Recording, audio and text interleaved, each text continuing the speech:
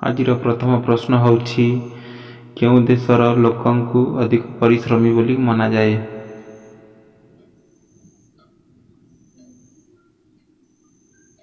उत्तर होछि जापान लोकंकु अधिक परिश्रमी बोली मना जाए। प्रश्न नंबर 2 श्रीलंकार पुराना नाम कौन?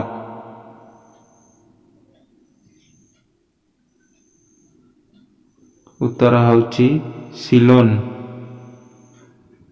परवर्ती प्रश्न होछि वाराणसी केउं नदी कूल अवस्थित?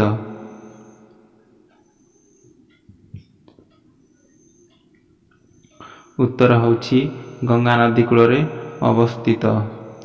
प्रश्न नंबर 4 पूर्व रेलर कार्यालय केउठारे अछि? उत्तर होछि कोलकाता रे अछि। प्रश्न नंबर 5 राष्ट्रीय गीत किए रचना करथिले?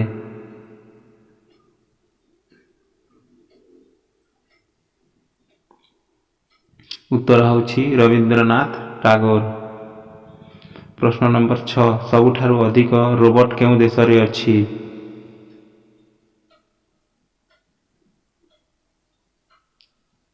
उत्तर होछि जापान रे सबुठारु अधिक रोबोट अछि। प्रश्न नंबर 7 केउं वेदरे गायत्री मंत्र उल्लेख अछि?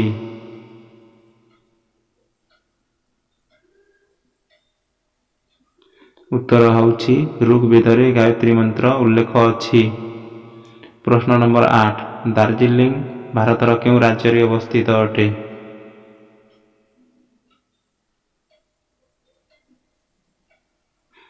उत्तर होछि पश्चिम बंगरे दार्जिलिंग अवस्थित अछि। प्रश्न नंबर 9 दुनियार पुराना पताका केउं देशरे अछि?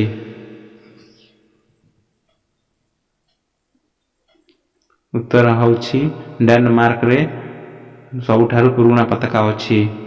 प्रश्न नंबर 10 बल्बर फिलामेंट कहा द्वारा प्रस्तुत होइछि?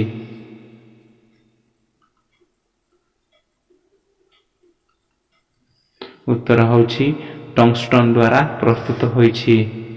प्रश्न नंबर 11 भारतर नेपोलियन काहाकु कुहा जाए?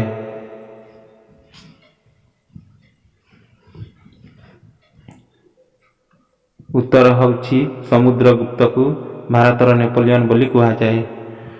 प्रश्न नंबर 12 विश्व पाणीपाग विज्ञान दिवस केबे पालन करा जाए?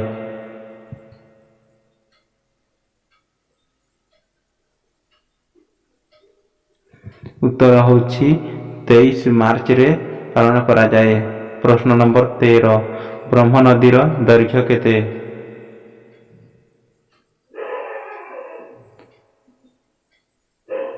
उत्तर ब्रह्म नदीर दैर्घ्य होछि 29 किलोमीटर। प्रश्न नंबर 14 भारतर वर्तमान राष्ट्रपतिर नाम कौन?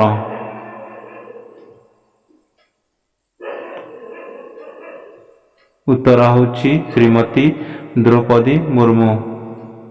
प्रश्न नंबर 15 भारतर सबुठारु सुखिला राज्य काहाकु कुहा जाए?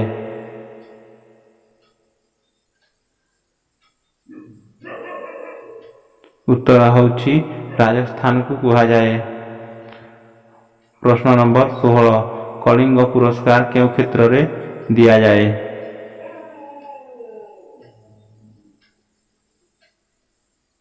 उत्तर होछि विज्ञान क्षेत्र रे कलिंग पुरस्कार दिया जाए।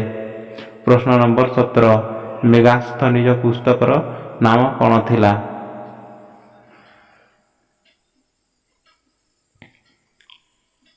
उत्तर होछि इंडिका मेगास्थली पुस्तकर नाम थिला। प्रश्न नंबर 18 पृथ्वीर अध्ययन को कौन कुहा जाए?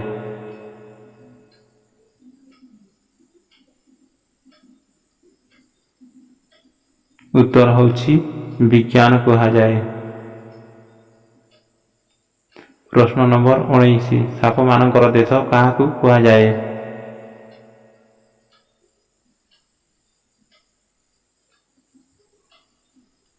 उत्तर होछि ब्राजिल को साप मानकर देश बोली कुहा जाए। प्रश्न नंबर 20 भारत रे 25 पैसार प्रचलन केबेठारु संपूर्ण बंद हैला?